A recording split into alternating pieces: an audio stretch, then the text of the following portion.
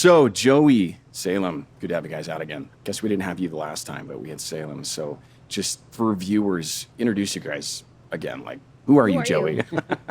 Go for it, Salem. Okay, my name is Salem, and I own Black Goat Fitness. We have multiple locations, and we really just exist to help people live better. We are nutrition-focused, community-strong, lifestyle-driven, and we're really excited of where we have come from, where we are, and also where we're going to go. And I'm excited to talk with you, Steve, about your journey. 3 months. Joey is a huge part of our operations and systems within Black Goat, and so he also has another company called Sane, which we implement Sane within Black Goat. S-A-N-E? S-A-N-E. Okay. And so now what we do within the transformations, which you experienced, is a hybrid of the tools through Sane and then the application accountability fitness through Black Goat. Sweet.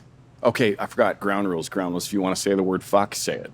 If you don't want to answer something, don't answer it. So Okay. we're just having a conversation, basically. But Yeah. okay. I'm Joey. Hi, Joey. Salem kind of introduced some of me. I've been coaching for over the last decade. Coached like thousands of people, specialize in getting people out of pain and nutrition, and that's where the Sane principles came from, is just consistently working with people and not getting the results, and then just dialing back what actually works, and then just coming down to the fundamentals. And now we use it in Black Goat, and we've had huge success with the process. Can we since then. zoom in And on your biceps just to show the That's some what guns, the dude. Sane process does, is just biceps. So where, just to ask, we don't see your abs right now, but where are you at, like body fat wise, percentage? Do you know? We just finished, because the coaches just did their transformation, and I think I ended somewhere between like mid sevens, lower sevens. Dang. Yeah. But the 8 weeks transformation was the easiest way I ever did it, which that's what you did. Yeah. So we did, yeah, because when Santa and I agreed to this, I think I was, if I'm being honest, I wanted to do it because I wanted, hey, let's get a cool episode that's going to talk about health. It's trending right now. And then not realizing after we got into it, because I committed, I'm like, I'll do whatever you tell me to. And I'm sure there's a lot of people that say, oh, yeah, well, I'm going to do this. And when I say I'm going to do something, I really do it. You're like, oh, great, you know, he'll be gone in a week. And obviously I wasn't 100% perfect, and we adapted it to our lifestyle. But ask me that question you wanted to ask me a minute ago before we were rolling. Do you How remember? do you feel now at the end of it? At the end of it? I've been trying to think of how to It's been best. 2 weeks now? Well, first, let's just summarize, because Yeah. not Yeah, everyone okay, knows do what it. we did. Okay, So do tell. we Yeah. had our Starting podcast, whatever, 3 months ago. Yeah, about 12 weeks ago, roughly. Yeah. And Yeah. you had a lot of questions around what should I eat, and how do How do I lift? How do I build muscle, and how do Yeah. I lose fat, and I want to look Can I shredded. keep drinking beer? Can I keep drinking beer? And then through that, you kind of tell me what to do. But you were also on the fence of like, I'm just going to cut out alcohol.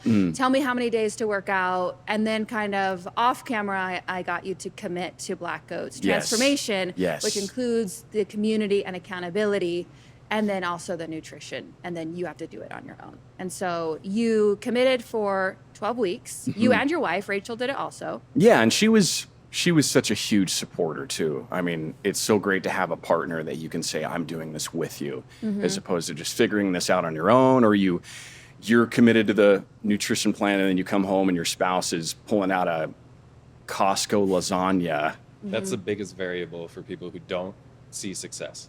The partner. Yeah. Support. Well, yeah. food It's a environment. spouse or family or just their environment in general. It's always the social aspect of the whole thing. That's the one that gets people the most. That was definitely, I mean, the alcohol was, which I said on the last podcast, I actually went to an AA meeting just to say, I just need to cut down. It wasn't like I'm having a problem as far as, you know, I've never laid my hands on my kids or my wife. I've never had a DUI, nothing like that. But I just knew this is going down a bad path. I've got to stop.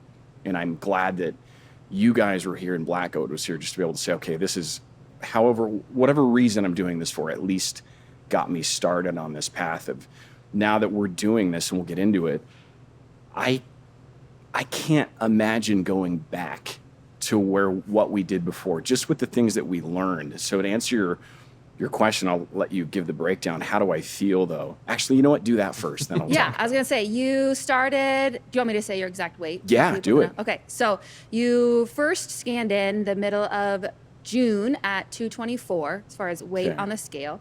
And I stand 6'2", so Yeah. I hit it pretty well. Or And it was all then- visceral. You finished weight-wise at 213. Okay. So roughly 10 pounds on this, no.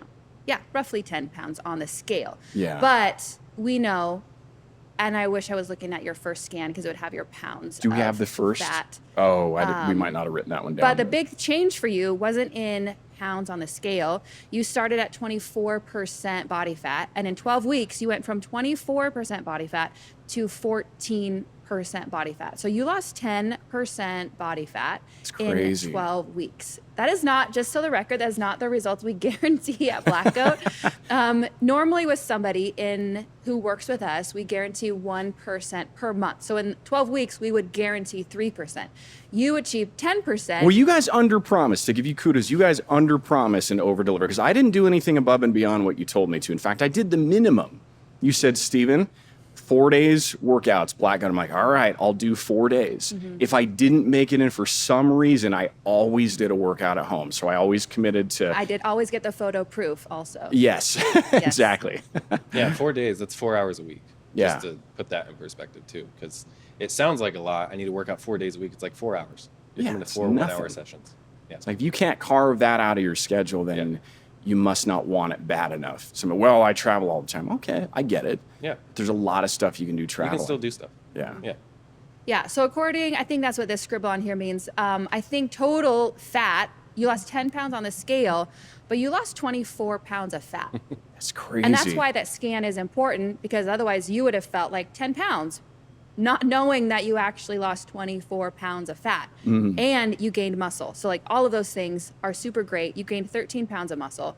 So you did great. How do you feel, Steve? Oh my gosh. I mean, to the thing on the scale, that would be so discouraging if somebody didn't. I guess you don't see the changes on a day-to-day basis. You might take the photos, like you said, take them weekly or take them. I think I took them monthly, because I almost was like, I don't want to see myself after a week. I don't want to see it. As long as you get the first one. Yeah, I got the first one. The first one. And then, but jumping on the scale, I'm like, God, I've been doing this for 3 months and I've only lost 10 pounds, 11 pounds. God, this isn't working. Because if being honest, I think that was the one thing that was going to go through that was going through my head when we started was, well, yeah, guys, but what if this doesn't work? What if I do everything they tell me to do? I eat the way they tell me to eat. I do the workouts and it doesn't work. Then I've wasted 3 months. I've wasted all this time. I've wasted time in the gym. That was my number one fear. It was like, I'm just going to do what she tells me. She's obviously in really good shape. So is Joey. I just have to commit to this. And that was So to answer your question, how do I feel? I'm trying to figure out how to articulate this. Well, how'd you feel before? Emotionally, I think I knew I was going down a bad path. So emotionally, I think I was like, you know what? Fuck it. I'm just going to keep drinking. Who cares? I got muscle under there somewhere, and I'm no worse than most other people. And so I mean, you're well above average when you started. Like, you were doing pretty good. Yeah. But I think a lot of it was, and you highlighted this, Salem, on the last one, I think a lot of it was visceral fat, that fat that I didn't even know what that was. So, well, tell us, what is visceral fat? Like, what's the difference between, hey, look at my huge gut versus visceral? What's it's surrounding your organs, like you can't see it? It's all the fat that's in between your organs. And so typically when you gain fat, most of the time we gain it from the inside of our body out, just like around the core, around your organs and stuff like that. And the more inactive you are, the more it stores around your organs. And so typically that causes the most health risk, is having high visceral fat. And so it's not quantified in necessarily a weight, but we just want to keep that down. And the only way to really guarantee that is just be more active as a human. Like, yes, lose body fat, but at the same time, just consistently be active. Because the only thing that really brings down specifically visceral fat is just long versions of cardio, like just moving more throughout the day. Yeah. That's the only thing. Do you think that's why people have so many problems with, obviously heart attacks and, there's cholesterol and stuff, but just having fat around your organs, does it cause a crazy amount of inflammation? Is that why I don't know. I don't know all the science. Yeah, and it's there's not just one thing, and we always try to narrow it down to one thing, and that's how we get pigeonholed in these like nutrition fads or fitness fads or something like that. Is like, at the same time, you might not be exercising, so you might be accumulating more fat and losing some muscle. Is like, you're probably not eating well. Yeah. And so that causes inflammation too. And then you're not sleeping well, which that causes a huge increase in inflammation and stress on the body, on the heart specifically. And so it's like, it's all of these things together. It's never just one thing. And that's why if you only address one thing, you miss the full picture. And that's why most things don't work for people. Like you going into this, you're like, I don't know if it's going to work. It's like, Yeah. why didn't you think it was going to work? I think I had this idea of myself still in college, where I was in college. I'm like, well, hey, I ate whatever the fuck I wanted to. I could eat a roll of cookie dough and be fine the next day. And it's like, well, my body just figured out what to do with it or something. But I remember going into Bob's place up at U of I that was like the cafeteria downstairs, and you could just say, okay, here's my meal, and I can eat as much as I want to. And my typical daily routine with that, I was lifting 5 days a week. We'd usually lift for a good hour and a half. I had a buddy named Rich, and we'd just go, 2 or 3 muscle groups and just destroy them. Mm-hmm. Like, let's do 15 sets of biceps. Yeah, good old bro split. Exactly, yeah. And I think that was your plan, because we talked about it: bicep, back, chest, tri, leg. You're like, what's your whatever. goal, Steven? Get jacked. Yeah, and that was part of the reason why I wanted you to come to Black Goat, is because it's a different style of training than you would do in your garage, or anybody usually does in their garage. Yeah. And you get more challenged, and you get more full body workouts and functional movement rather than like isolated movements. So that was the difference too, because I remember a lot of those exercises I'd never done before. I mean, I've done deadlifts before, but I was doing them wrong. In hindsight now, I'm like, oh, I was doing them wrong. I've never done snatches. I've never done cleans before. A lot of that stuff, I'm like, oh God, what am I doing? Is this going to work? I'm like, yes. Yeah. Because I started getting compliments after about 8 weeks in, people that hadn't seen me in like 8 weeks. What's 8? 8 weeks is nothing. It'll go by like that. But they would see me and they're like, bro, you look good, man. They wouldn't even really acknowledge what it was that changed, but they're like, something about me was different now. 2 months and you're different. Yeah. So that was huge. But to answer your question again, we're going to take the whole podcast to answer this. How did I feel? How do I feel now? I have never felt better. Body-wise, I mean, I'm 45, so I'm not a spring chicken anymore, but I'm in better shape now, and I feel better than I ever have in my entire life, which is a pretty big statement to say you feel better at 45 than you did at 22. Like, yes, I do. I'm eating better. I'm sleeping. I'm dreaming again, which is weird. Because I was so used to drinking alcohol. I would wake up. I'd sleep for like 4 hours solid, 5 hours. Like, man, I was asleep for 5 hours. I didn't move, but I didn't feel rested. I'm like, man, I just don't feel right. My body doesn't feel right. So I'm dreaming again, which is huge. I'm not snoring anymore, which I know we talked about off camera. Rachel appreciates that. I'm sure she does. Yeah. I'm like, and I ask her every morning, almost every morning, babe, did I snore last night? She's like, no. Wait, if that's the only thing that happened through this whole process, it would be worth it. But as far as how I feel, I'm trying to come up with an analogy on the fly. It's like having a kid. Once you have a kid, you're like, your life is totally different. And you can't imagine going back to before, and you're almost like, what was it like? What did I do before this? Does that make sense? Mm-hmm.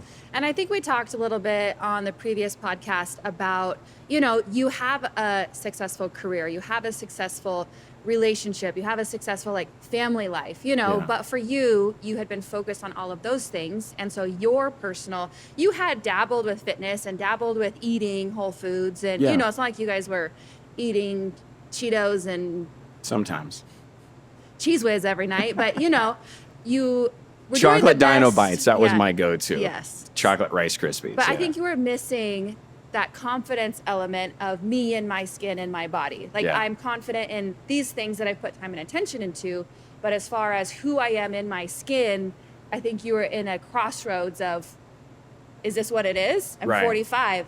Or is there something better? And then that was the risk or the bet that you made on yourself of, I think there is better. What if I tried?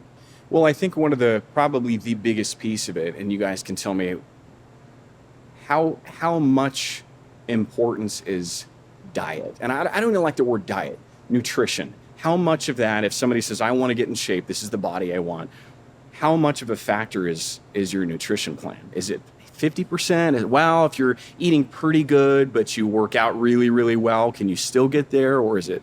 It's like that question isn't specific enough. Because when you're asking that question, it's like, what are you really asking? Is it like, how much can I get away with? That's a better way to put it. Yeah. And it's like, at the same time, from when you're born until you die, you have to eat. and you are made out of what you eat. So like that thing you heard when you were a kid, like it's true. Mm-hmm.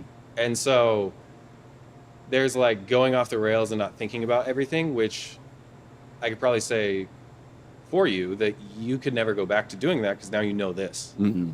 And so just understanding those fundamentals, even if you like went off track, it's not going to be the same as it was before because now you just understand and you can make the informed decisions to at least like stay on track in the big things and then still enjoy the stuff on the side and know how it all works in. Right. It's not all or nothing. You're never all the way on or all the way off. It's just in the beginning you didn't know. Mm-hmm. And so that's the most dangerous thing is that people just don't know. Well, yeah, like for example, if I think about chicken, I mean, obviously that's a pretty big part of our diet. We eat it a couple of days a week. And I would think about when I was focused on protein prior to this whole program, I was like, oh, well, I'll just have some of these little chicken strips that the kids are eating. Not even realizing, I'm like, oh, yeah, this is protein. This is good. Not realizing or really thinking about, okay, well, this was battered in this breaded crust, deep fried. Yeah. Yeah, you're getting a little bit of protein in there, which is probably you're not wrong. and it tasted really good. I'm like, man, why isn't this working? Like, why is this not working? I'm eating enough chicken. I'm getting enough protein, but I'm adding gobs and gobs of fat on top of it, and then all the carbs and extra carbs. And it tastes good, so you don't want to stop eating it. Right. It's just That's a super good tasty. point. Rachel, when before we left the house today, she was saying, she said, do you remember the first 2 weeks in? She said she was emotional. Mm-hmm. She was like in tears. She's like, I don't have my go-to foods. I want to go grab my chocolate. I want to go grab all the yummy stuff. Why is that? Why is that? Do you think it's because we're so wired to have sugar in yummy it's a foods? detox for sure. I also hated the first 2 weeks because you have to change your routine. Right. And routine is comfort. And I was like, are we done? When are we done? I want to be When done. is this going to be over? But Yeah. again, you're committed to the process, and then you learn new habits and new food groups and then it becomes by week 3, I know what to do. I feel better. But Yeah. I think it's change in habit, change in food is a drug. Like I want my sugar at 4 p.m. because I've trained my body that I get sugar and carbs at 4 p.m. And then Right. suddenly you remove that, and our emotions were uncomfortable. We don't like it. Well, I think my new go-to now in the evening, if I really, really just like, I am breaking down emotionally, I had a hard day, whatever it is, I grab a Built Bar now. And I put them in the refrigerator, by the way. They're really good when they're cold. I don't know if you've tried that. Not in the fridge. If anything, I do the wrong thing and they melt, and then it's a mess. But that's a good go-to. And I think now that we're on this diet plan, and I kind of want to ask you what your typical go-to meal is. When we do go out to eat, or we do have a splurge meal, whatever you want to call it, it tastes so much better. You can enjoy it. Yes, as opposed to, oh, this is pretty good Yeah. all the time. I'd rather, it tastes good all the time, not good for you. But having those meals now, I'm like, oh my gosh, how did I eat this? Like, how did That I was not? normal. Yeah. Yeah, you can enjoy it more, and then you also don't feel guilty about it because you know, like this time, it's like this is a special thing. Like I'm gonna go enjoy this, and it's like it does taste good. Like that's the point. How often do you do that? Like for you, if you have a bender week, you're going out of town, it's the holidays, whatever it is. How often do you say? Because one of the stigmas I think is everybody says you need a cheat day. A cheat day. Like I don't want to eat whatever I want to eat for a full day every week. I'm like, I feel like that's ruining me. Is that though? There's a couple things there. So it goes back to what you guys were talking about before with like the comfort of like the sugar. Mm-hmm. Like people don't realize we don't handle stress well. We don't really know how, and that's why we struggle with sleep so much, is because by the time we go to sleep, it's like that's when all the things start coming in our mind and we don't know how to downregulate. And the quickest way to get that dopamine is food. It's like it feels good, it's tasty, you have access to it at all times. So that's typically where the cravings come from first, is just stress. And then when it comes to like cheat meals or cheat snacks or whatever it is like you're stacking on to that stress with guilt because you think you're cheating on your diet. And so like I don't want anyone to ever feel guilty about the food they eat. Like it's a choice, and like there is no bad food. There's food that like if you're consistently eating it and too much of it, it's going to work you away from your goal, and then there's food that works you towards your goal. So saying a food is bad and just feeling bad for eating that food like is the wrong way to look at it. Okay. And so when people ask me about cheat days, cheat meals, or like how often do I do that stuff, it's like it's not really a question of how often, it's how am I still staying on track with everything. Because as you get deeper into this and the longer you do it, the more information and like reps you have, that you can still stay on track and still eat the stuff you want to a certain extent. Like you're not going to eat all 3 meals of your day, probably at fast food, eating nothing but hash browns and ice cream. But you're going to realize how to go enjoy the pizza at night and still make everything fit so you stay on track. Interesting. And that's the goal. Okay. So it's not like I'm going to eat perfect 6 days a week and then day 7, woohoo, I get to finally be a human again. No, that's that all or nothing mentality. And that comes to the people who like grit their teeth and they're perfect 5 days of the week. And then the weekend comes and they go off track. And it's like, if you're perfect those 5 days of the week and you take your weekends off, you're missing like 30% of your year. And so your best results, if you're perfect, is like 70%. And that's the people who feel like they're perfect. Then they look around at people who are like casually doing it. It's like, why are they getting the results and I'm not? It's because they're not trying to be perfect all the time. They're just hitting more days of the week. More consistently That's the eating. consistency. Yeah. Okay. What's a typical, because I think when we started, we thought, okay, we're going to have to throw all the groceries out. We're going to have to completely reshape our pantry and our fridge. And we realized we didn't really have to do that. It was just one of the go-tos that I have now is, and I think you showed me this, was that Walden Farms, and they're not a sponsor. I'm not, the Walden Farms dressing. Because, you know, if we'd go get a pack of Caesar salad at the store and you start looking at it like, oh, salad's great. We think, oh, salad, I'm eating healthy. Except when you put Parmesan cheese on and the Caesar dressing and the croutons and everything else, like that's what Yeah, messes now you have it a up. 1,000-calorie salad. Exactly. Throw some breaded chicken in there. Yeah, exactly. Protein. Protein, yeah. Yeah. But I think it was some of those little things that we changed made a huge impact. So obviously no alcohol. I started drinking NA beers, non-alcoholic beers. The Walden Farms dressing, and just subtracting out. Okay. Well, and you were just talking about your coffee order too. You know, like oh also, yeah, that's why I buy the Starbucks. yeah, there's lots of modifications you can do. To Joey's point, you're already eating.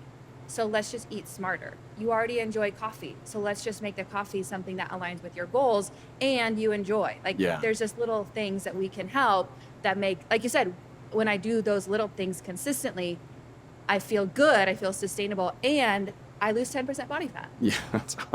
Well, yeah, that's a good example. This one was, it used to be, this is a white chocolate Americano, and they put 4 pumps of white chocolate in there. And so I pulled it back down to 2. Then I pulled it back down to 1. I'm like, well, it doesn't taste as sweet. And if I have one now with 4 pumps in there, it's like drinking a bowl You're like of sugar. puckering. Yeah. I'm like, God, this is way too sweet. Yeah. But you didn't really realize it until, you know, down the road. No. But like, And I like to your point, you went from 4 to 2. Like, had you gone from 4 to 1, you would have been like, crying. I don't like Yes. it. Very but upset. you made small changes over time, and now you're at 1, Yeah. and you feel good about it. And this is not a daily thing. This is usually maybe once a week. But this is like, back to your, I shouldn't feel guilty, but I do. Like, no, I don't need this. I don't know. I think my thing in the evening was when I do want to have that little bite of something, it was, okay, I'm going to have a Built Bar now, but it was, okay, I'll have a little piece of chocolate. I'll enjoy this little small piece of chocolate so I get my dopamine hit if I want it, but it's just a small, you know, satiating. Yeah, That's and it all works. I need. Yeah. Yeah. So what's kind of like a go-to meal for you then? If you're like, you don't want to think about it, what do you open the fridge, what do you see, what do you grab, what's an easy meal? It's always funny because people think I have like great self-control. My self-control is not having stuff in the house. So everything that I have that I buy is like high protein, nutrient dense food. So that way, if there is like an urge, I'm still making a good choice. Because if there's like Oreos in the house, I'm going to eat them. Like, it's not like I'll have 1 or 2. Kill a sleeve in 2 Yeah, minutes. you said Ezekiel bread is like your Yeah. Ezekiel treat bread. now. Yeah, because it's super filling and the raisin one is amazing and you toast it, it tastes great. But Put some avocado on there. not on the cinnamon. Oh, But yeah, it's always funny to me because people, like my wife is the way that she'll buy something and be able to snack on it for like weeks or months at a time. And like if I buy it, it goes away within like 2 days.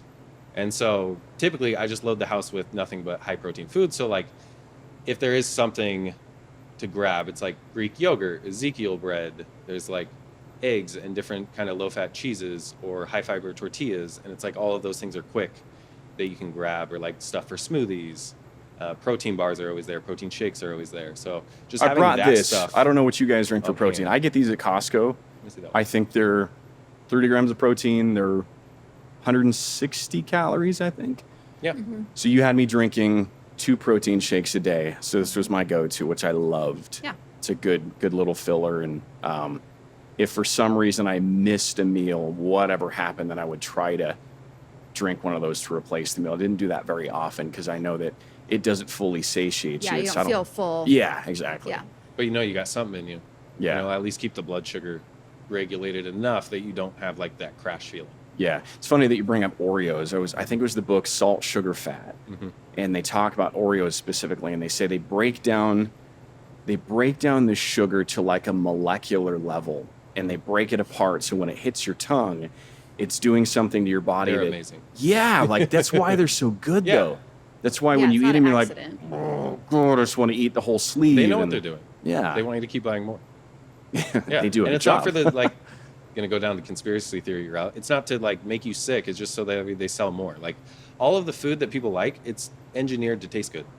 Like it's made for you to want more. So it makes sense you want more. You're not broken because you have cravings. People who are like, oh, that stuff just doesn't taste good once you eat healthy. And it's like, that's a lie. Yeah, agreed. Like it always tastes amazing. It's supposed to.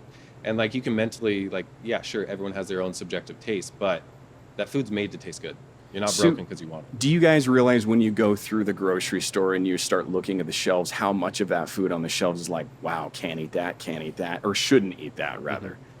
Yeah, Most but I of it think is. now it's also I'm actually surprised when I go that now there are actually so many better options too. So there's Yeah. like the yin and the yang of like, yeah, of course there's Fruity Pebbles and Fruit Loops and, sugar salad dressing. But now I love being able to give people like Walden Farms. Like you can go to any store now and find really good, healthy options that taste good. And in the past 5 years, that's come a long way. Yeah, that's true. A lot more options. So I think for me, the times that it was the hardest to stick to good food really was going out of town. It was like if I'm going to go visit my dad down in Alabama, like my dad loves to eat, bless his heart. He likes yummy food. I'm like, okay, let's go to Botanical and have a killer buffet breakfast. I'm Because you like, had several trips I did, yeah. within your 12 weeks. Yeah. You guys went to, was Alabama within the 12 weeks? Yeah, Alabama. I went to Georgia to visit my brother in Atlanta. guys We went went camping, to or you guys camping. went- We had that week-long stay for Rachel's and my 20th anniversary. And so, but we prepped ahead of time. We're like, okay, we're going to do this. It's not going to be on the resort drinking Mai Tais every day. You guys doing it together helps so much. It was huge. Yeah, it was huge. So we packed everything. We had all our meals, and I had one night, I had 27 Cheetos. But I counted them. I'm like, they were so good too. Those are the big puff ones. Yeah. Oh my gosh, that's a vice. But then tell me then if somebody is, call it guilt, call it they just want to stay on track. If they have one of those moments where they just destroyed a bag of Cheetos, do you try to unwind that day and say, well, I'm not going to have this meal because I ate too many calories and I'm looking at the serving portions, or do I try to unwind it the next day somehow, or do you just, what do you recommend And if Joey, somebody what does do you that? do when you eat the whole bag of Cheetos? Or a sleeve of Oreos? Yeah, there's a couple different ways you can look at this. And now the first thing is like you were on plan, you were on track, and you just got off track. Okay, that doesn't mean you're off plan. It just means get back on. Don't change anything, just get back on, because the law of averages, eventually it'll average itself out. That's the point of the plan. What you can do once you get more experience with this is make trade-offs, because it's not the day-to-day that matters, it's like the week. And so if you start to understand calories a little bit better, by the end of the week, there's a certain amount of calories you need to maintain or lose body fat, whatever your goal is. And so if you understand the math a little bit, you can start moving things around a little bit more. So like if I tend to eat something indulgent at night that is high calorie, I'm usually not hungry first thing in the morning. So instead of having breakfast, I'll have a protein shake instead. And then I usually skip breakfast, so that's a lot less calories in the morning, and then it kind of averages out. That works for me. That doesn't work for a lot of people. Most people just get back on plan. Like just get back to what you were doing. Don't overcorrect anything. But as you get more experienced in it, you just get more flexibility. So you brought up a good point. I'm glad you reminded me of this. There's videos out there that I wanted to debunk at the start of this, and I think we did. The numbers don't lie. He talks about, I won't even say his name, and he's a model or something, really fit guy, so maybe it works for him. But the idea of having the carb cycle, is that even necessary? You hit, and I think you talked about this too, the average is what your body's going to take in, as opposed to, well, I have to have 2 servings of carbs this day and then 1 serving of carbs this day and then none the next day. Well, if you average that out over 3 days, it's 3 servings of carbs. It's not that your body got tricked somehow into saying, I don't know. I felt like this seems so complicated.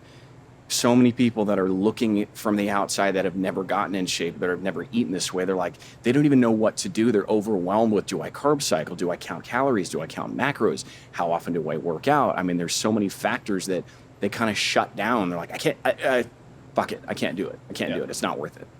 Do you believe that that's just kind of a myth? So the carb cycle thing specifically?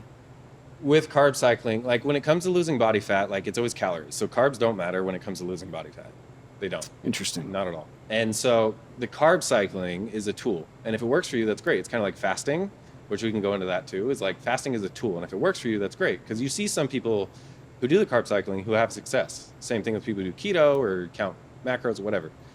It's a tool that people use that can be successful. They cycle carbs just so that way they're lower calories on average across the week, because you basically have usually 3 days of almost no carbs, which is a lot less calories, and then 1 day of a lot of carbs, which that 1 day is a lot of calories, but the average across the week is much lower. So there's nothing scientifically though that your body's gonna, we had a lot of calories this day, so my body's gonna function differently all of a sudden because I had more carbs. Most people will feel best if they're consistent with whatever they're doing, just because consistency, like, it's easy. Yeah. Whereas some people like that kind of stuff where they have this weird cycle and structure, and with the carb cycling they just feel good because every 3 days they get to eat all the carbs. Right. Like I've done carb cycling before. You're miserable for about a day, and then you feel really good for a day, and then 2 days you're kind of neutral. Yeah. And so if it's like, is it sustainable?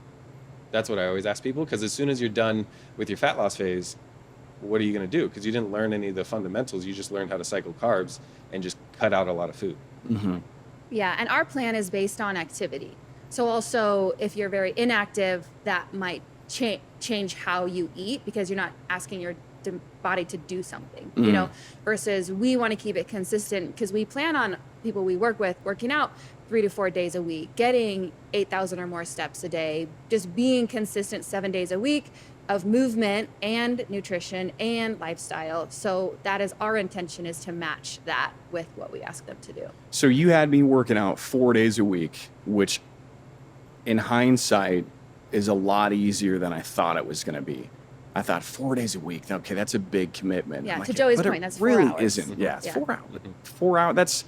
And you don't even have to think. Yeah. You just show up, you get coached, push yourself really hard, fist bump, get out. So if somebody says, well, I have to work out every single day, I have to do an hour workout 6 days a week, it's not necessary. Not at all. No. Okay. If anything, I advise people who are doing that much to just go down to 3 days a week to start. For the people who are like in the beginning phase and they're like, I'm really committed, I'm working out 6 days a week. I'm like, let's slow down. For the first week. Yeah, let's go down to 3 days a week and just get some steps. And they're like, well, what if I want to do another workout? Go for a longer walk. Like, do that. And just consistently do that for a little bit, because we're not trying to get in shape for a week. We're trying to get you to a point where you want to do this forever, because that's the goal. Yeah. Yeah, I mean, within our activity, we have steps as the first priority, and then workouts. You know, even though like we're in the business of fitness, we need people to come in. But as far as you reaching your goals and you maintaining your goals, those steps are going to have a much more impact on your life than the 4 hours in the gym. I'm just curious, like cardio too. I mean, that was a big thing at your guys' facility. It was the Metcon, the metabolic conditioning. I'd never worked out that way before. I'd never done CrossFit. And I thought, okay, is this just going to be like, I mean, all these things are going through my head. I'm like, I want to get jacked. I told Salem I wanted to get jacked. Why is she having cardio? Yeah, why am I doing cardio? This isn't going to help my muscles get bigger. And God, that first week or first 2 weeks were like huge gains. And then all my friends were like, oh, yeah, that's just newbie gains. I'm like, okay, well, maybe I'll get discouraged in a month here. And then week 8, I sent them my metrics. They're like, oh, wow, yeah, good job. Keep going. And then 12 weeks, I sent them the results. They're like, dude, what are you doing? I'm like, doing the same damn thing. I already told you, 2-3 months ago. Oh, wow, yeah, that's cool. Yeah, I think I'm going to go on the carnivore diet. I'm like, I just told you what I was doing. I just showed you everything I was doing. Look at the results we got, and now you're jumping and changing to a carnivore diet? Or what are your thoughts on that stuff? Like carnivore diet versus keto versus, is there any truth to it? Truth in what sense? Well, like if somebody said, I mean, God, there's just so many, back to the fad thing, there's so much disinformation out there that if somebody says, well, I got to go on the carnivore diet to lose weight, like, Yeah. what would you tell them? Joey, I'm going on the carnivore diet. I heard that this is the new thing and it works and I'm going to get in shape. I wish you the best of luck. Like, I'm always for people trying stuff. I'd stay away from any extremes, because with extremes, there's trade-offs. There's always trade-offs, and that's why people don't stick with it. And come to find out, everyone can pull a study that proves something. Everyone's done it. But at the same time, the people who were the biggest advocates for something like the carnivore diet years later came out and said that their health markers were starting to show all these negative things, and they had to add fruit back in and some kind of plants. And it's like, okay, so we should just have a balanced diet. Like, humans were made to eat all the things. And so if it's unsustainable, which it is, you shouldn't do it. Like, that just doesn't make sense. I heard this or read this or something. There was a guy that did I don't even know what they called it, a fruitarian diet. Yeah, All he that was getting kills was people. fruit. Oh yeah, it was bad. He smelled horrible after like a month or something. Just like all he was eating Yeah, was you fruit. need protein, you need fat, you can't get away without carbs.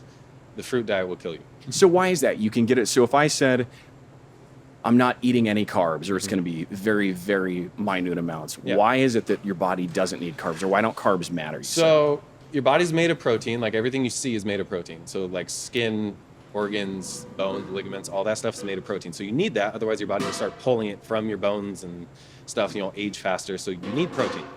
You need fat, because that's what your cell membranes are made out of, and that affects your hormones and lets you absorb nutrients. So those your body needs. Carbs, we don't need. So someone who's inactive, the keto diet might actually work for them, and it might work really well because they're not using carbohydrates. Carbohydrates are stored in your muscle and your liver. Your liver stores a very small amount. And so if you're not using your muscles, you don't need that much of them. You should be using your muscles, so you should eat Interesting. carbs. Okay. Because your muscles are an organ, and the healthier your muscles are, the more sugar you can process and actually use the carbohydrates instead of eventually becoming insulin resistant from not using your muscles and just consuming a lot of carbs. That's a good point. I didn't realize that. So if somebody said, well, I'm just doing this to lose weight, as opposed to changing the whole body composition, which is what you had me doing, you could lose weight. You could say, well, I'm just not going to eat carbs. And But then usually they go back Yeah. and then go back, you know, Right. versus our goal, similar to you, is let's just learn to live better yeah. and Yeah. do that forever. Because most people, they start doing this stuff with some kind of end goal in mind, and then once you get there, it's like, what do I do now? And so our goal is a lifestyle approach instead of just get to the goal and then what do I do? Okay, I made it. Okay, let's Yeah, but then you didn't slack learn. off again. Right. Yeah. Yeah. Didn't learn how to actually live life.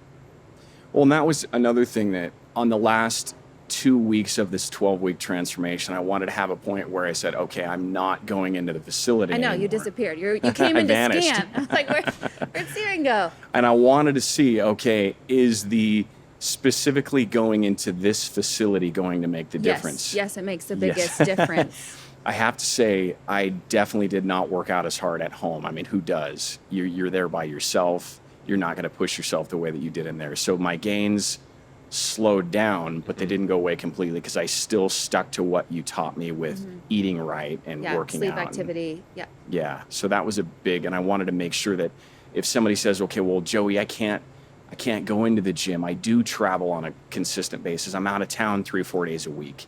I can't go to the gym locally. Is this still going to work for me? Is this still going to, can I still get in shape?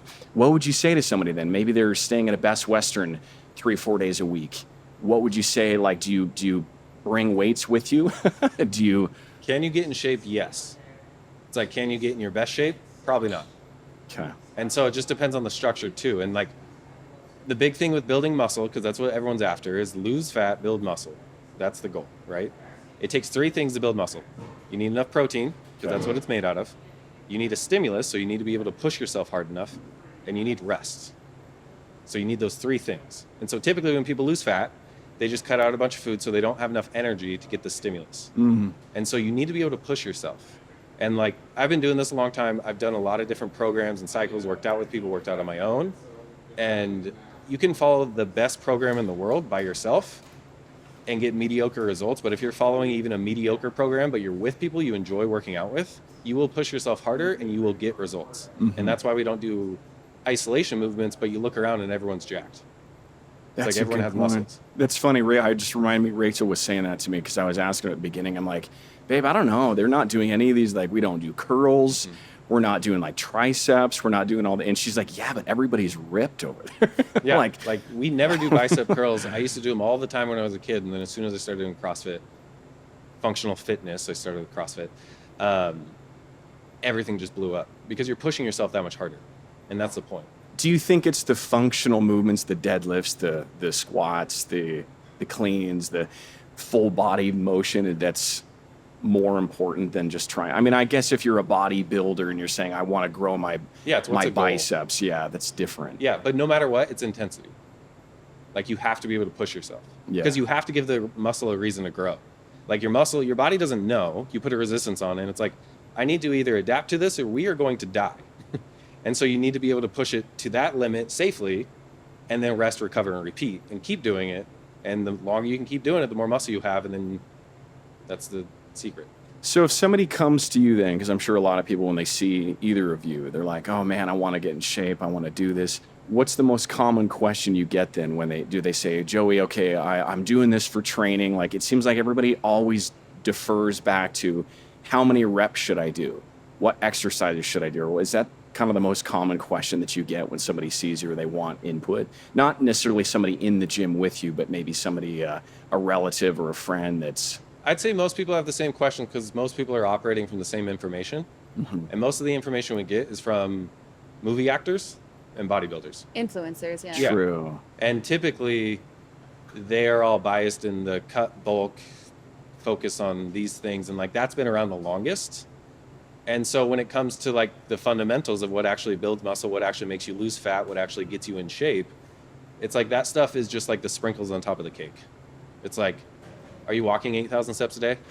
That's going to be the most impactful thing for all of those things, including gaining muscle and your recovery. And then it's like, are you pushing yourself in the gym? Like, it doesn't matter what exercises you're doing if you're just going through the motions. Right. It's like all of that can be for nothing if you're not getting enough sleep. And if you're not eating enough protein and getting enough nutrients, like, what are you even doing? You're just like spinning your wheels and probably going backwards because your body has to pull nutrients from everything else.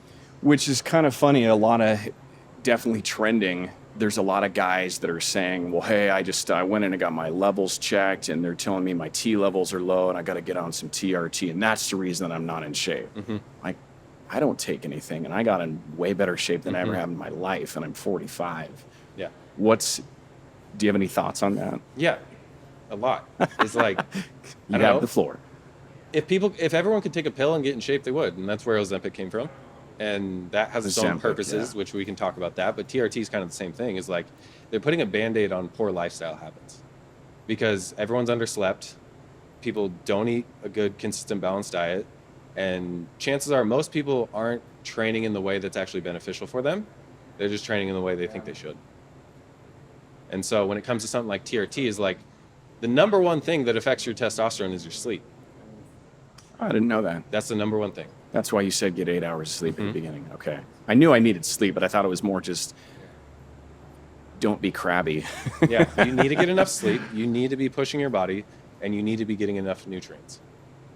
And then you need some framework to actually understand, am I doing these things or am I just thinking I'm doing these things and I did it for a day? It's not working. I'm going to jump on TRT. Yeah. Because that's what most people do. They're like, I tried. And it was like, that was a fun 3 days. Fun 72 hours, yeah. They're like, I tried really hard. And that gets you to a point, like we work with people who are on all kinds of like hormone replacements and people who are on weight loss medication. And hopefully that has a life cycle. Right. And when that ends, what are you going to do? Do you know how to live? And the answer is no, because we've just done this modification hormonally or medically, but we didn't actually learn when that ends how either you're going to go back or you're going to go forward. And if you don't know how to live, then you're just going to go back.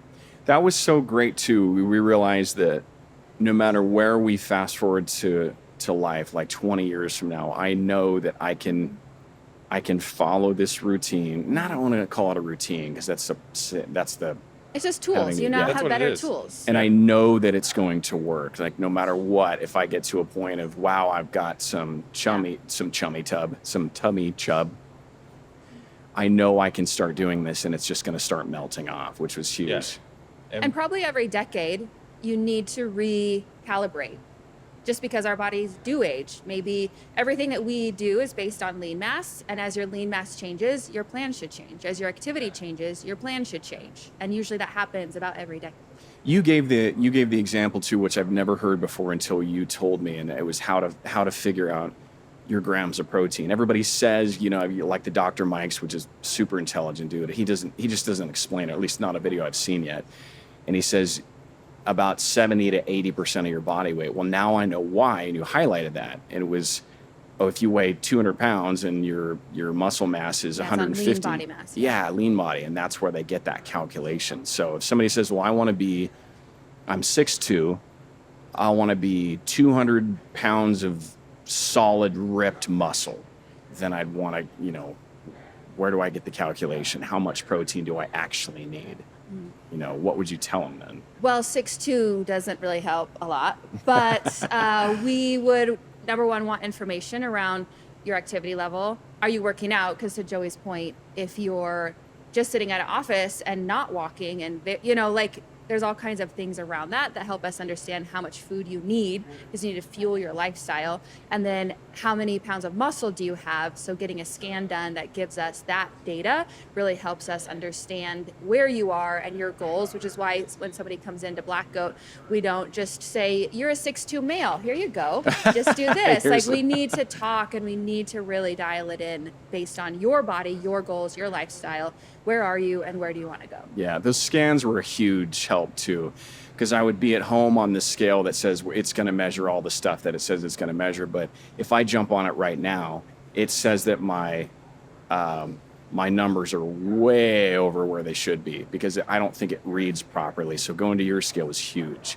I could grab the thing and, well, you know, we got videos of it. Like, oh, wow, okay, my weight went up. Oh, yeah, but so did my muscle mass. Oh, yeah, my body fat went down. Yeah, you gained 13 pounds of muscle, Steve, which It's is awesome. Yeah, and like people. Or is that will- good? Is that good? It's really good. It's amazing.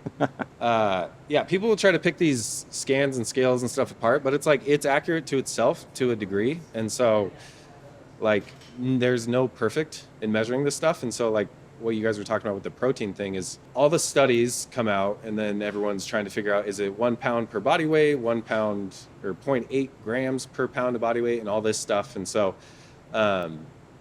Doing this long enough and practicing on myself and other people is like the lean body mass seems to be the commonality there. Mm-hmm. So if someone does only have 150 pounds of lean body mass, but they weigh 300 pounds, they shouldn't be eating 300 pounds of or 300 grams of protein. Protein, yeah. And that's what we were telling people before. And like I've done that, and like looking back, I feel really bad about that. But that was the information we were working off of. And it's like, okay, if that's not true, like why would it be 0.8? And it's like the studies, that's what they tested. Mm-hmm. And so it's like it's hard to test everyone's own individual lean body mass. So like science proving that is a little bit more difficult, but it just makes sense that 1 gram per pound of lean body mass and all the numbers seem to be around there. It's just hard to prove. And so that's how we came up with that. Gotcha. Yeah, and within our program, you know, we scan weekly because we need the data because the data really tells us if we're on track or not. Yeah. Right? So if somebody isn't seeing the results that we want, number one, are you following the plan?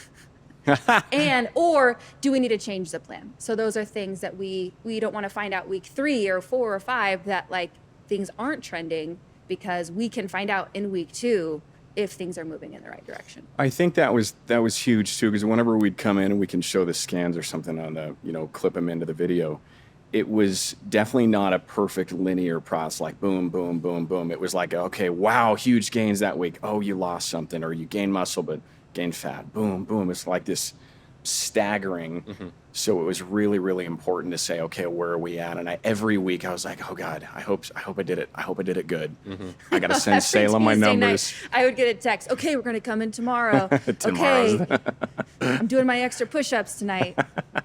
We're just eating broccoli. That's we're right. just I fasted for 3 Waiting days before this scan. So what would you say to somebody then that I'm just trying to think of all of the excuses that are going to Yeah. come up. Somebody says, well, I don't have a gym, or it takes me an hour to get there because I live in New York or something, or I live so far out of town. I don't have a scan thing that I can jump on. Maybe I do have the scale from Costco or whatever. What would you tell them? They don't have access to. The more ways you can measure, the more ways you can win. And so when it comes to just tracking your weight, let's say you don't have a fancy in-body scan or something that can accurately or more accurately tell you your lean body mass and stuff, is like progress photos. Okay. 'Cause How often? visually, at least once a week. Once a week? Yeah, you won't see any change for like 4 weeks if you're consistent, but once a week you'll just start to see the trend in little pieces of your body. And typically when we look at ourselves in the mirror, we always only look at the one spot that we want to lose the fat, and that's going to be the last place you lose it because it's usually around our midsection. Ah. And so the pictures show just the little changes over time, your face, your neck, your arms, your shoulders, and stuff like that. The next one would be just any scale, like any scale weight, because your weight might not be going straight down over time, but we need some kind of metric. And they did a study that if you just start weighing yourself, people lose weight. Don't change anything. Don't tell them to change anything. Just start weighing yourself every day. You'll lose weight because now you're just more aware. Your subconscious is like, I don't need to have that extra bite. Yeah, of something. whatever it is. It's like if people start like writing their money out, they probably won't spend as much. It's probably the same thing. It's just that Interesting. kind of like being in the front of your mind. And with that, like people get really demotivated for scans like you were talking about where it's all over the place. And it's like that can be the most disheartening thing. And it's like, I've been doing this a long time. I don't like when the scale doesn't say something that I think it should. Right. And so for me, it's like you should either weigh yourself every single day or never. Right. Because one good scan during that is week, the all or nothing thing. Don't. Exactly. Yeah, no middle Yeah. ground on this one. One good scan during the week could be the best thing or the worst thing. Because if you have a really good scan one week, the next week it might be a normal scan, but your perspective now is shifted.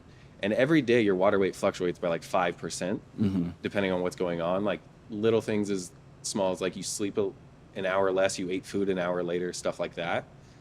Stress, inflammation, stuff like that. So to anyone who's like doing the things and don't see it reflected on the scale, like don't take one scan as a thing. We never make any judgments without like 2 weeks minimum Okay. to look at. And then outside of weighing yourself and pictures is measurements. Because if you're losing body fat and you're measuring yourself consistently, which it does take some time to get used to measuring yourself, you'll just see inches start coming off. And if you do it enough places, you can add those inches up, and now you actually have something that you're keeping track of. If you're just measuring your waist all the time, that one's the slowest That's one. the It's not last going to one, move. yeah. Why is it that fat collects right there? Why You is that gain the it toughest from spot? the inside of your body out, and you lose it from the outside of your body in.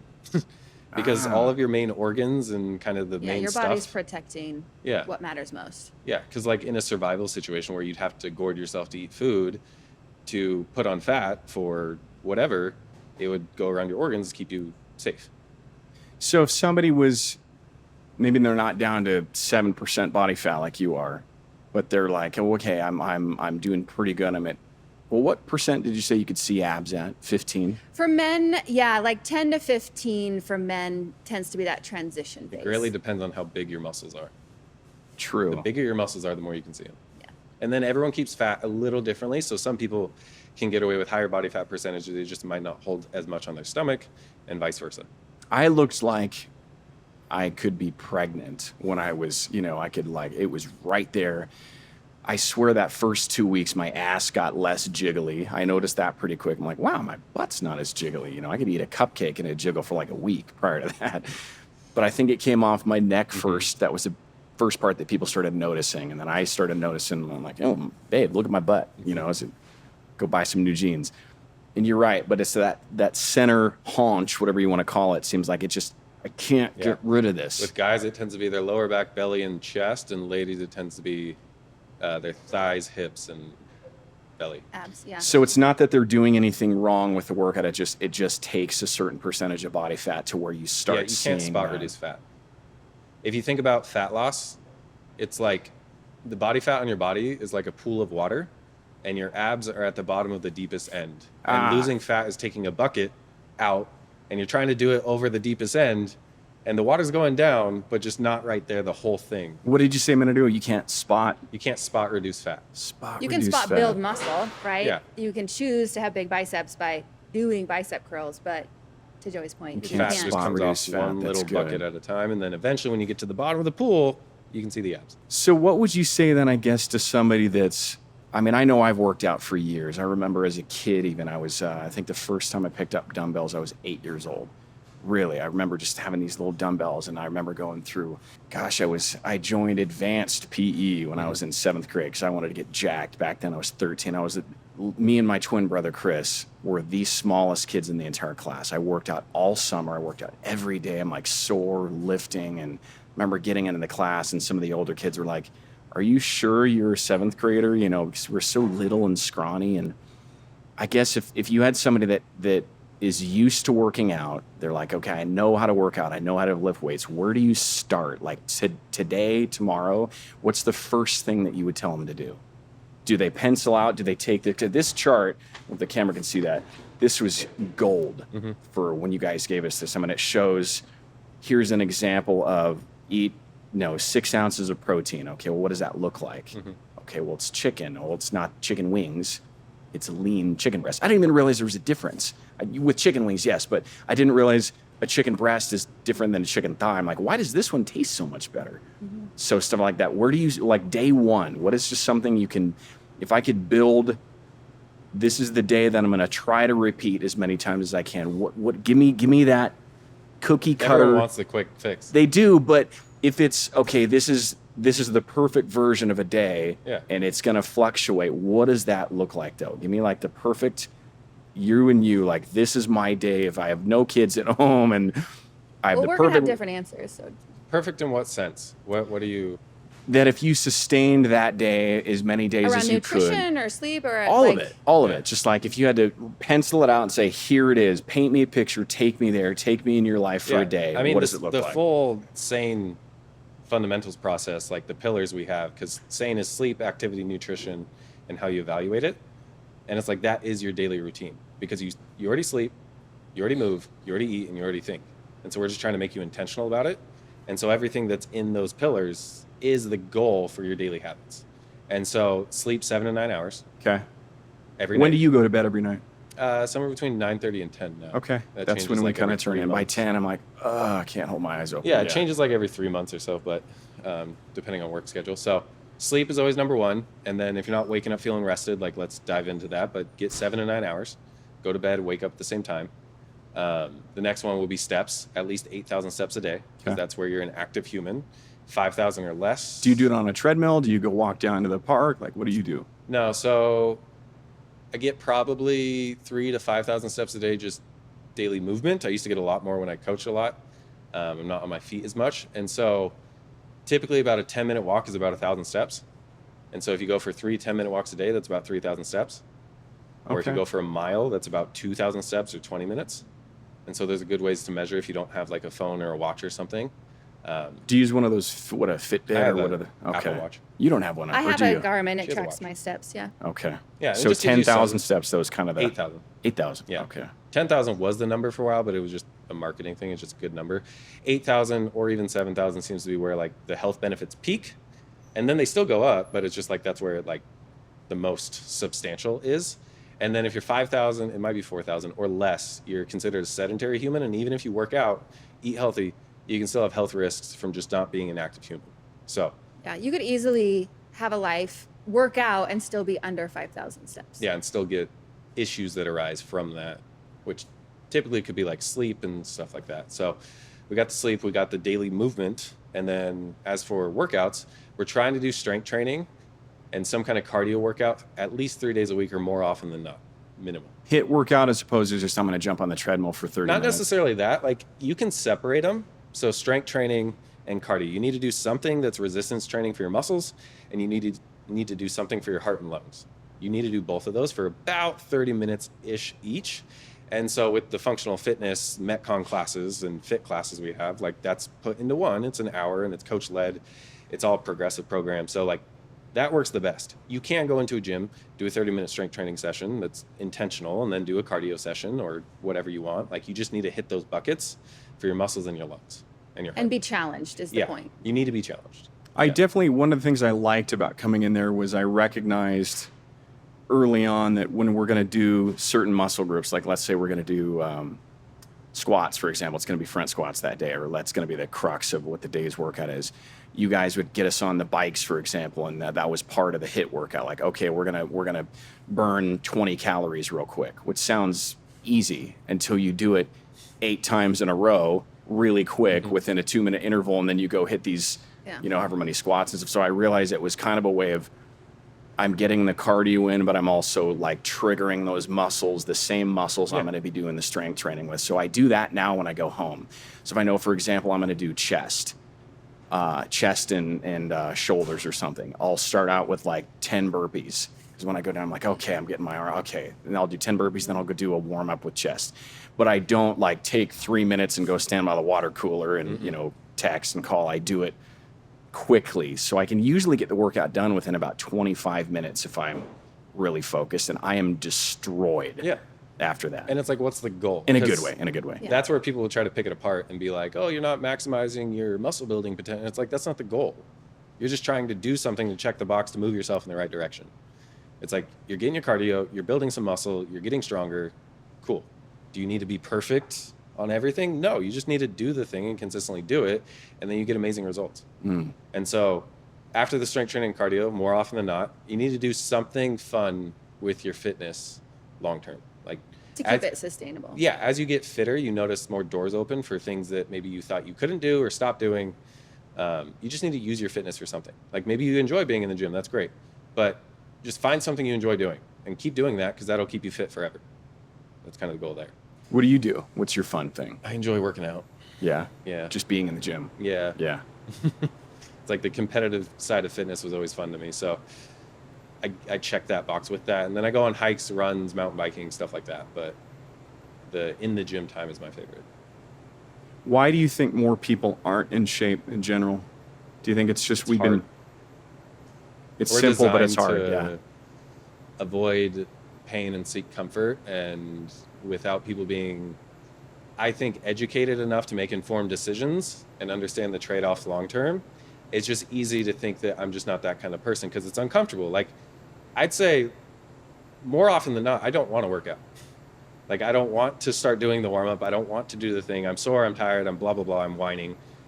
I don't want to do it, but you do it, and then you never regret doing it. And it's like, it's uncomfortable. It's supposed to be uncomfortable. And on the other side of that is the reward. And most things in life worth having takes some kind of discomfort, growth, learning, stuff like that. And it just, people need to lean into that more instead of avoiding it, because it's never going to be like, oh, that felt great. Like, no, that was hard. I'm glad I did it, and I'm excited for the results I'm going to get from it. Yeah, everything has a cost. So usually fitness, especially if you come from a land of zero knowledge, experience, background in it, you have to, number one, it costs you money, it costs you time, it costs you effort, and it costs you also like a little bit of social anxiety and the fear of failure, fear of judgment. Nobody's going to like me. I'm going to be the only one. I'm going to be It's not going to work. I'm going to be the only fat kid in class. They're always going to look at me and judge me. And that's people's perception because they're afraid, and they let that fear make their decision for them instead of trying it. Like, I love it when people walk in, because that's literally the hardest part of the whole thing is just seeing what reality is, seeing what truth is, and looking around. And to your point, wow, all these people look fit, they look healthy, they look jacked, but everyone also walked in as you. Yeah. And through community, through accountability, through nutrition, through fitness, through choosing it, like, yes, they've morphed into a healthier, happier, more confident version of themselves, but they had to walk in, and they had to pay the ignorance tax. They had to be humble and coachable, which, if you're not coachable, please exit my gym. Yeah. Like, we wish you the best. But it takes that element of just daring to try, being open to possibilities. And that's scary. That's hard. It's very uncomfortable. And then plus, you have to pay with your time and your energy, and some money is involved and all those things. And then I'll just stay home. I'm glad you brought up money, though, because I thought to myself, and I'm sure a lot of people think this, and they start working out and they're buying all these different foods. And, one of the things I did when we started was I decided I'm going to get on those AG1 plant supplement. I thought, I'm going to do this. It's not going to hurt me. It's spendy. It's like $80 a box or something. And then I got on creatine after, I think, week number 2 or something. but I realized we are spending so much less money now than we did. I thought, okay, it's going to get really expensive. It didn't. It went down. I mean, Eating out obviously, costs money. oh God, eating Like- out costs money. Yeah. Drinking costs money. A lot of money. Yeah. I don't think people realize how much money they spend doing that stuff. So yeah, our grocery budget, I don't want to say cut in half, but almost. We have to keep more food in the house stocked. We have to go to Yeah. Costco more, get more chicken, get more, you know, we run down to Because guys. you're buying fresh food. It Yeah. doesn't last forever. Yeah. So I keep asking though, I keep forgetting. So give me a meal. What's a yummy go-to meal that you can say, here's an example of something that I have that on a day and this is a good meal. Healthy. Joey's like the king of comfort food. Because when people hear the word, if you said, well, I eat 250 grams of barley, they're going to tune out. Yeah. I think he's eating like healthy hamburger helper right now. Healthy hamburger. Yeah. Version. And okay, so here's the thing. That's funny. Most people eat the same 9 to 11 meals, which I know that's very specific, but this is based off other people's information that they did a study on. You eat the same 10 meals for your entire life. So if you figure out how to make 10 meals that somewhat fit the structure you need to eat, you're good. That's it. You just got to make a menu Interesting. for yourself that's 10 meals, 3 breakfast, lunch, and dinner, and then 1 indulgent meal. You figure that out and figure out what taste profiles you want and what cravings you have, you'll be good forever. And so Give me a good protein example. 6 lean ounces. ground beef.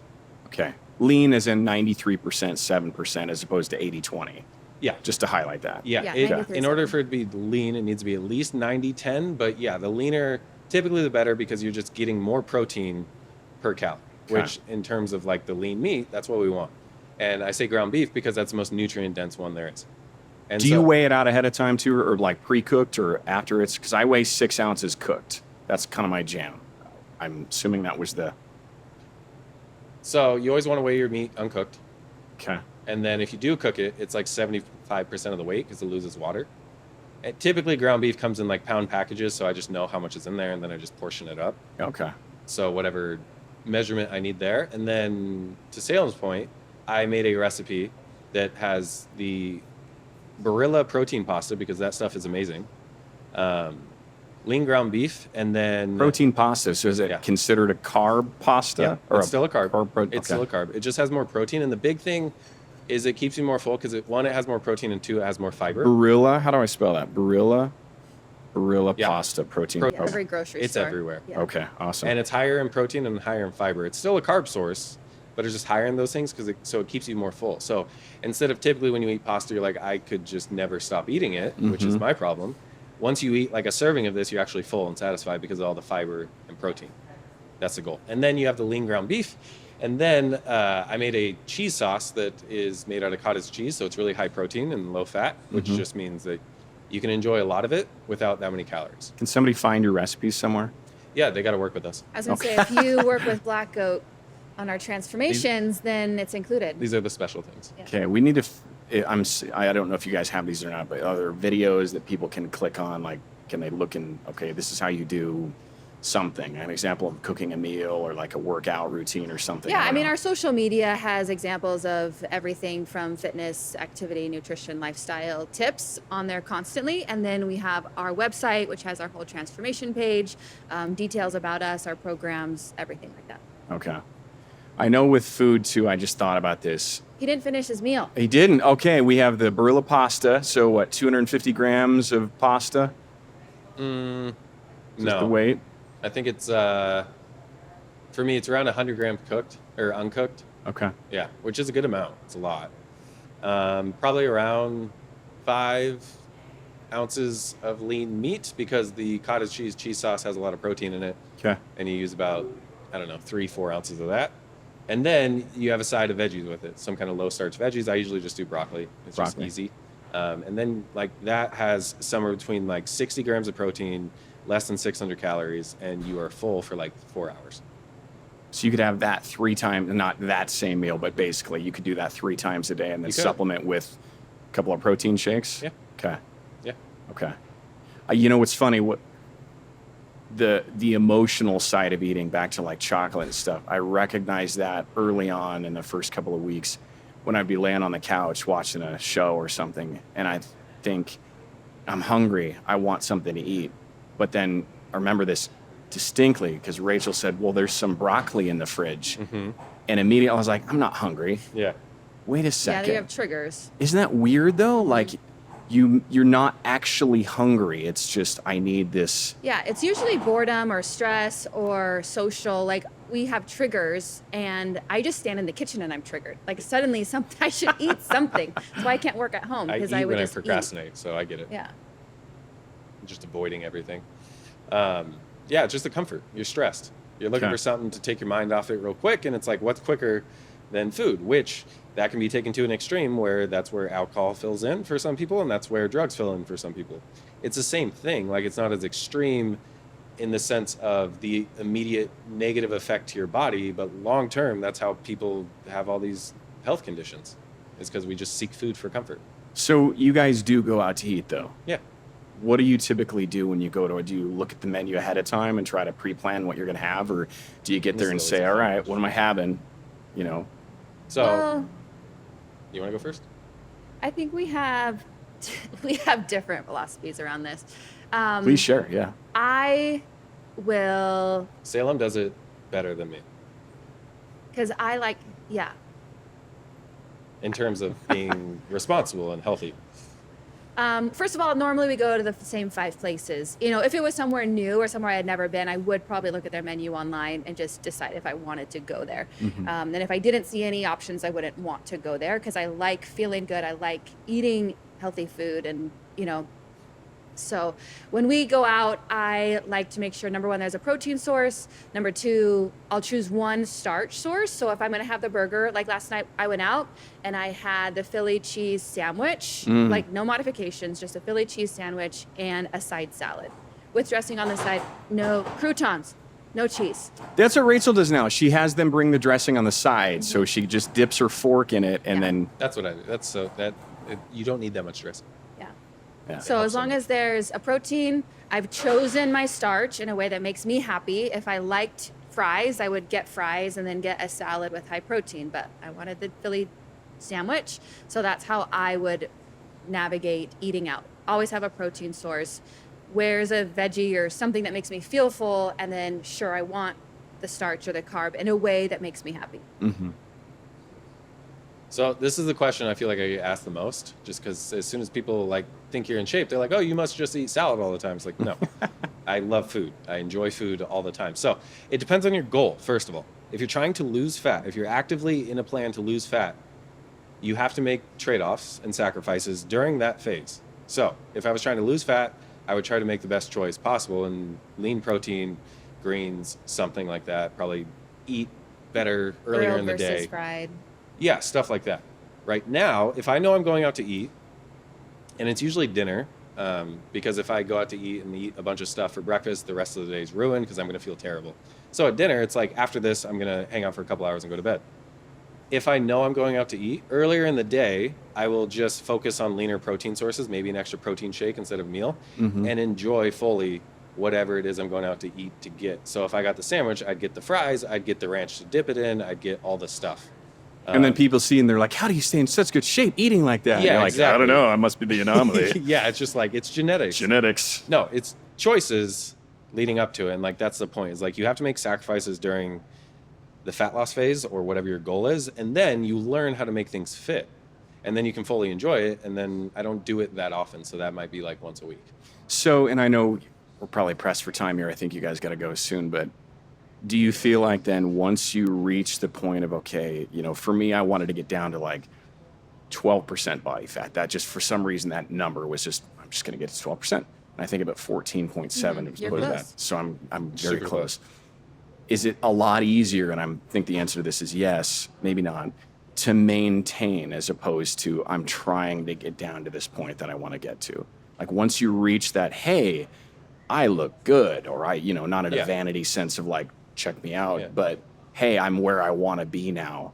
Is it easier to maintain it than it is to, you know, the whole rocket ship analogy? It's 90% of the blast to get it into the air, but 10% to keep it going, kind of thing. Yeah. That kind of goes with anything in life, really. Like, how much effort did you have to put in to get to anywhere? Yeah. And then once you get there, how much easier is it to maintain? And so like you have to make sacrifices. In most people's cases, which I think you can speak to this now, is you didn't have to sacrifice as much as you thought. Agreed. Yeah. And you felt a lot better during the whole time. And Agreed. everything you gained was worth the sacrifice. Oh, yeah. And Hands so down. it's like you got enough information to make these informed decisions. You weren't in the dark, so you didn't have anxiety around all this. But yeah, once you get to the point of maintaining whatever that is or just changing goals, it's like you have to sacrifice no matter what to get somewhere. But then once you're there, if you learn the habits and you understand how you got there, it's almost effortless to maintain. Because like now, even if you lost all this information, you'll still have a general idea of how to be healthy because you know how good you feel.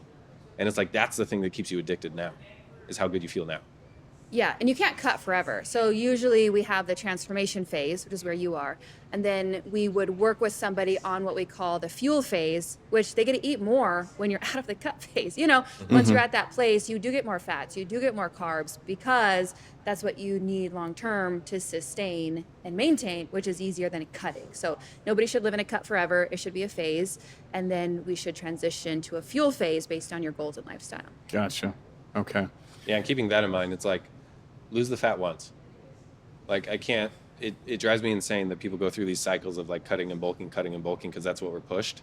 But it's like your body fat is just excess calories on your body. And so we just need to get rid of those. And so it's a lot easier to do that one time, get to your goal, learn how to maintain it, and then hang out around there. And you will gain a little weight once you like add food back in, but just do it once. Stop going through these cycles and stop thinking that you need to bulk after you cut or something weird like that. You just need to nourish your body and take care of it and be consistent and enjoy your life.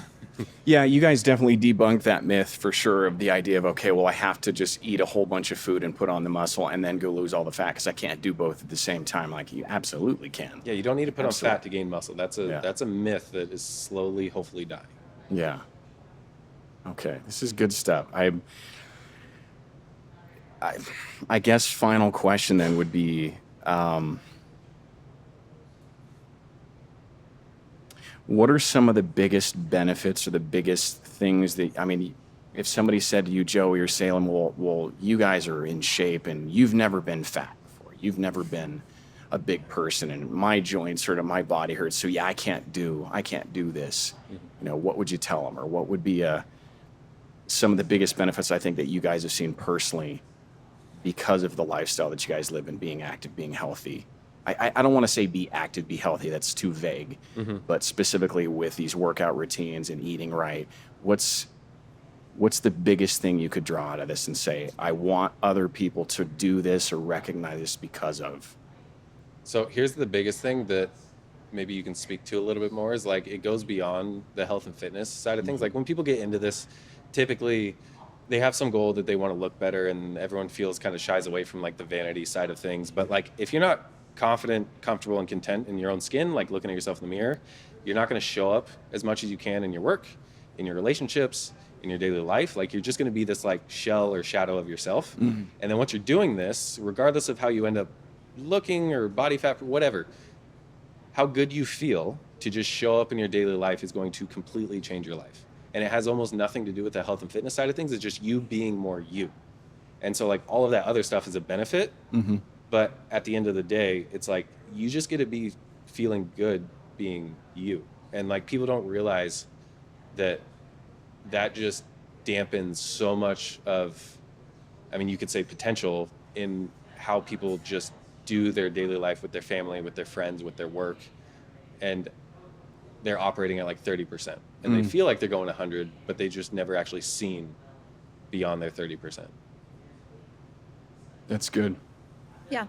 I liked your question a little bit earlier, you know, like how important is nutrition? And I just love that within Black Goat, you know, 7 years of having a business and being in the fitness industry, a decade before that.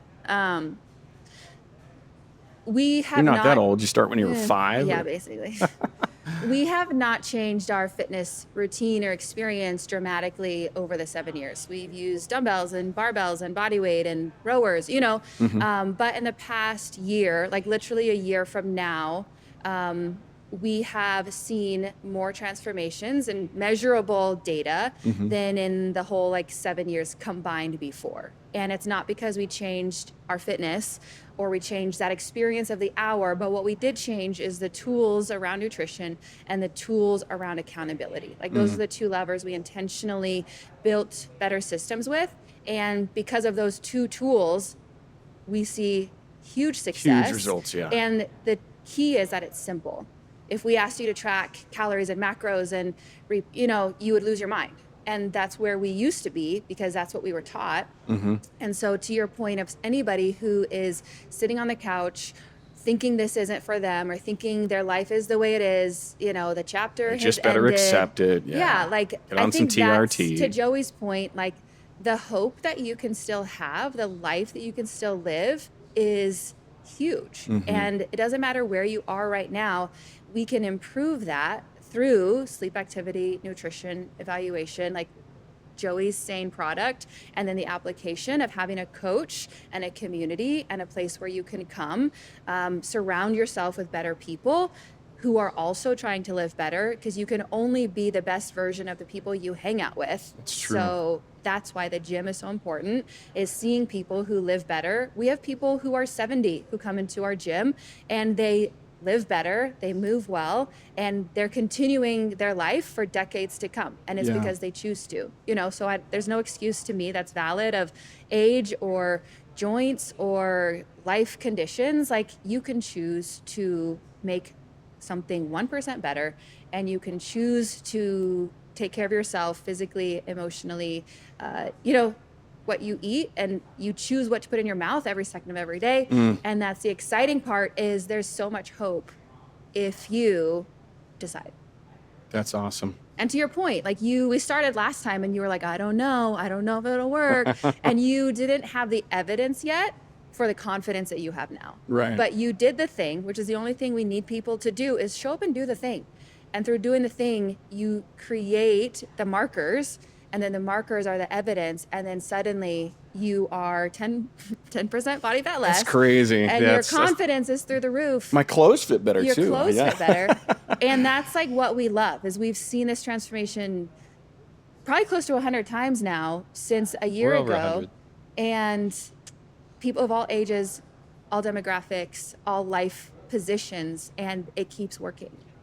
My goal initially was to be the best transformation you've ever had. So I don't know if we You're can doing really pretty good. Yeah, pretty good. you're doing really good. Yeah. And like with all the things we talked about earlier, of all the reasons why someone won't come into the gym, and like the fear and the money and the commitment and the habit change, and it's like, what's the trade-off if you don't? Because unfortunately, with all this stuff, it's not an if something's going to happen, it's when. When. And so like you have to make these choices at some point, because you need to strength train, otherwise you will fall apart. You need to do some kind of cardio, otherwise your lungs and heart will just slowly give up on you, lose energy. You need to eat healthy, otherwise mentally and physically you're just going to deteriorate. And then if you're not sleeping, like your life sucks. You can't manage. Yeah, like if you're not sleeping, like that alone, your life will feel like it sucks. That one thing too, I mean, that was a huge difference. I mean, we tried to get a decent amount of sleep in general, but you always hear about guys like Arnold. Oh, I only needed five hours of sleep a night. I'm like, I don't know about that. I don't know. Maybe he's an alien. I was going to say there's like a point something % chance that you can be someone who operates off 6 or less hours of sleep. But at the same time, also a lot of people lie to trick people. Yeah. Like they do. And like a lot of people at the top will say something to be misleading for other people, so that it's their secret fad thing or whatever. Right. And it's like, you're human, you need to sleep. It's not rocket science. Yeah. And if you're a special snowflake that gets away with less than 6 hours, good for you. Cool. So where can people find you guys on social media? What do they follow? Who do they follow? Yeah, so you can find us on social media at blackgoat.fitness, Okay. Facebook, Black Goat Fitness, website, Black Can they Goat follow you personally? Do you guys fitness. post like? Yeah. I have Instagram. I think it's Coach Joey.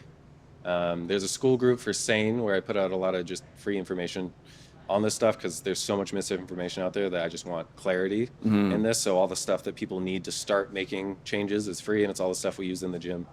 Also a YouTube channel. I think that's also Coach Joey. It's just the stuff that I'm trying to speak out to get the clarity in people, because whether people hear it from us or not, I just want people to have the right information.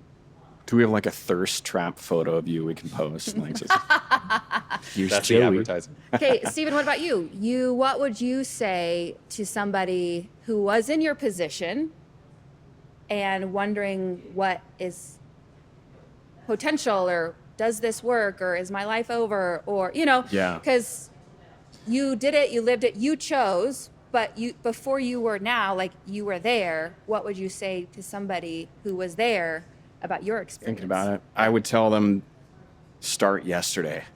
Like, just frickin' start doing something. Obviously they're going to tweak it to their lifestyle in a sense, and they're going to modify it. And okay, when I go out to eat, what do we do? Do I have beers still? Well, maybe not as much. It's the best decision I think I've ever made, for obviously health reasons, but energy levels, my relationship, like we said earlier, I'm not snoring anymore at night. I'm just all these, for other things I didn't even think about that are, happening now that I only didn't 12 expect. weeks. Yeah. Like, what were you doing 3 months ago? Where it's like, oh God, 12 weeks. Oh, it's going to take forever. I'm like, 3 months ago, like, what were you doing 3 months ago? Like, dude, that'll go by like that. And I think I don't think I'm ever going to go back. I know I won't. I know that I might have periods where I slide back a little, Yeah. or maybe I get hurt or something happens. Yeah, you're not going to be perfect, and life's Yeah. going to happen. Like, But that's guaranteed. Yeah, but I would tell people, just start. Just even if it's a little bit different, even if you change one meal a day, that's going to be better. Just do something. Yeah, You at know, the beginning that's of that, what I would tell them. now looking back, telling yourself how good you would feel, because it's like you were drinking a lot and you were kind of like, screw it, like I'm just going to keep going. It's like the path that you were going on compared to the one you were now. It was a bad path. And it's like how good you feel now, like that perspective.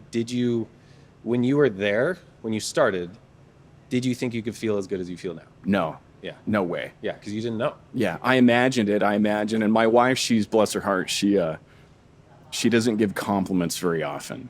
At least not to me, not Get her it right. husband. Oh, big time. If she gives me a compliment like once every 6 months, I'm like, wow, whatever I just did, I'm You're going to hanging on repeat to that. guy. But within a few, like 8 weeks or something into this, she started saying, babe, I can see your abs. I'm like, oh God, it's working. Never going back now. Yeah. So I don't even remember what your question was, but did I think I could get from that point to that point? Just how good you feel. People don't have the perspective. They don't realize, like, you were doing like life in general pretty good before. Like, yes, you were having your struggles and stuff like that, and whatever was going on mentally. Like, you were in that spot, and now you're here, and you feel better than you ever thought you could. Now, Absolutely. Yeah. Without equivocation. Yeah. It's like hard if to more people could realize that like where they're at, their house is on fire, and they're just sitting in it, right. and just watching it, letting it burn behind them. They're like, I'm fine. Yeah. And it's like how good you could feel if you just get them out of the house and start doing the thing. And like, yes, it's hard, but 12 weeks, like, come on. Yeah. It's nothing. ridiculous.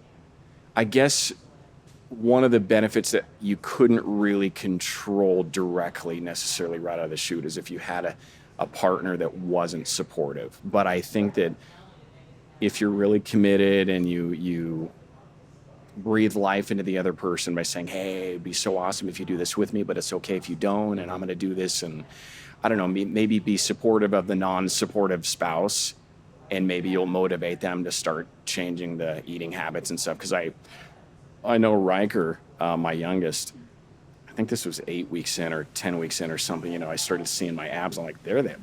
Damn, I haven't seen those since college. And I showed him because he was asking me, and I pulled up my shirt and I showed him. He's like, Dad, okay, I want to do this, So it was kind of a backwards motivation That's amazing. yeah, I don't know, just can't even really quantify it other than, And that's who you want in your life, is those people who, when you succeed, are genuinely happy for you. Yes. Because a lot of times when people start to win, their social group doesn't always respond favorably to Right. them winning, because it highlights the discomfort that they have that's that good. they aren't choosing to address. Say that again. I want to hear that again. That's No, I mean, like to your point, your wife, Riker, like you're winning, you're leaning down, you're feeling great, and they are your biggest cheerleaders in the process because they want your best for you. They want you to feel your best, and they're genuinely happy. Mm-hmm. Oftentimes, when we begin to win, whether it's physically, health, it can be financially, it highlights struggles that other people in your social group might also be having, and your success highlights their failure, and that can make some people feel small or emotionally unstable. Right. And it's not always a happy situation. And honestly, we see people see success, maybe their partner or someone in their life begins to give them negative feedback, and they went from this dim light to this shining light, and they choose to go back to dim because of relationships in their life, which is their choice and they get to choose. But on this side of the line, it's like, but what if? Yeah. You know, what if you had somebody who was supportive, or what else is there for you to live better if you just got to live your best life? Yeah, that's awesome. Well, I appreciate you guys coming out. This is really, really good stuff. I really hope that when people watch it, ultimately that they know that, okay, that no matter where they are, if they're on their 600-pound life, there might be some other issues they have to go through, but just freaking get started. Everyone can start. Yeah, just start doing something. Yeah. Yeah, well, thank you for trusting us. Thank you Yeah. for committing. It worked. For 12 weeks, because that's not easy, but you did the work. You pay, and like now you get the reward. You got the We're result. gonna do the professional photo shoot with. Can't wait. Yeah, I'm not The as GQ? tan. Yeah, I'm not as tan as I was, just because Yeah. it's getting into the end of the summer here. But I'll probably get like a spray tan or something, and we're gonna get the photo shoot done and show. Okay, here's before and you. Yeah, I 'cause don't we even can want to shine show the people the light. before. That's what we do. We bring the flashlight, but you have to take the step. Like we Yeah. can't do any of the work for you. Yeah. You did all the work. You were consistent, and now here you are. Thank you. Appreciate it. Appreciate you guys. Yeah, My congrats. pleasure. Thank you. Okay, let's Awesome. fast forward 6 months and see how we look. That's the real test. Woohoo! 100%. Okay, awesome. Good stuff. Heck yeah. That's a show.